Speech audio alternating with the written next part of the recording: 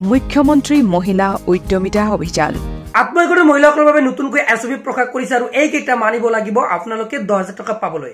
চৰ্তম মই ইয়াতে দি ৰাখিছো প্ৰথমত শুনি লওক আৰু কেতিয়া টকা হ'ব নিশ্চয় আপোনালোকৰ এতিয়া হবিক জনাই দিছো প্ৰথমত ইয়াতে মই দি ৰাখিছো আপোনালোকে চৰ্তম চাই লওক এই আঁচনিখনৰ মূল উদ্দেশ্য হৈছে আত্মসহায়ক গোটৰ সদস্যসকলক গ্ৰাম্য ক্ষুদ্ৰ উদ্যোগী অথবা লাখপতি বাইদেউ হিচাপে গঢ়ি তুলিবলৈ তেওঁলোকক অতি কমেও বছৰি 1 লাখ টকাকৈ উপাৰ্জন কৰিবৰ বাবে অনুপ্ৰাণিত কৰি তোলা প্ৰথম পৰ্যায়ত যোগ্য আত্মসহায়ক গোটৰ সদস্যসকলক অন্তত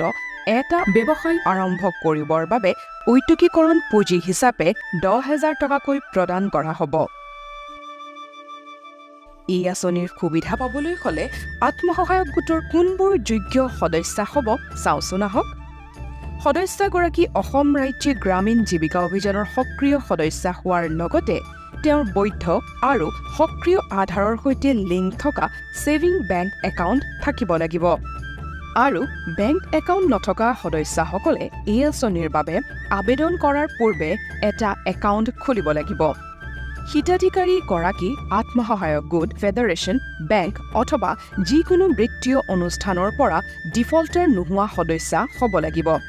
লগতে যিসকলে 2021 চনৰ পূৰ্বে ক্ষুদ্ৰ বিত্তীয় প্ৰতিষ্ঠানৰ পৰা ঋণৰ সুবিধা লৈছে তেওঁলোকক ডিফল্টাৰ বুলি গণ্য কৰা নহ'ব সদস্যগৰাকীৰ ওচৰত জীৱিকা উত্তৰণৰ বাবে ব্যৱসায়িক পৰিকল্পনা থাকিব লাগিব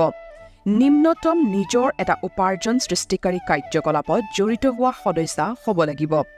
সাধাৰণ ওবিসি এমওবিসি আত্মসহায়ক গোটৰ সদস্যসকলৰ 3টাতকৈ অধিক সন্তান থাকিব নালাগিব আৰু অনুসূচিত জাতি অনুসূচিত জনজাতি মৰাণ মটক চাহ বাগিচা সম্প্ৰদায়ৰ সদস্যসকলৰ ক্ষেত্ৰত 4টাতকৈ অধিক সন্তান থাকিব নালাগিব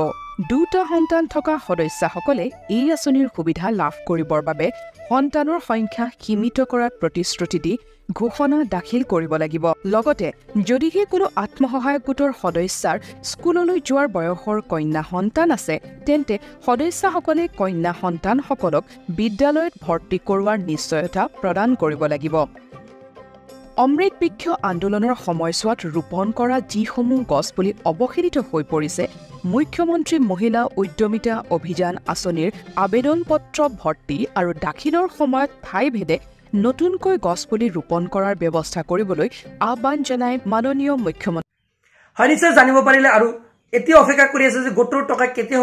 সম্ভৱ হয় মুখ্যমন্ত্ৰী কৈছে এমাহত সম্ভৱ পাৰে 2 মাহত লাগিব পাৰে 3 মাহ 4 মাহ এটা দিনত আপোনাৰ একাউণ্টত সোমাই দিব 10,000 টকা আৰু 10,000 টকা পোৱাৰ পিছত আকৌ 25,000 টকা দি দিব হে আপোনালোকে কি কৰক এনেকুৱা ধৰণৰ আগতীয়াকৈ আপডেট পাই থাকিবলৈ চেনেলটো সাবস্ক্ৰাইব কৰি ৰাখি দিয়ক আৰু পেজটো যদি ফলো কৰে পেজটো ফলো কৰি ৰাখি দিয়ক আজিলৈ মানে ধন্যবাদ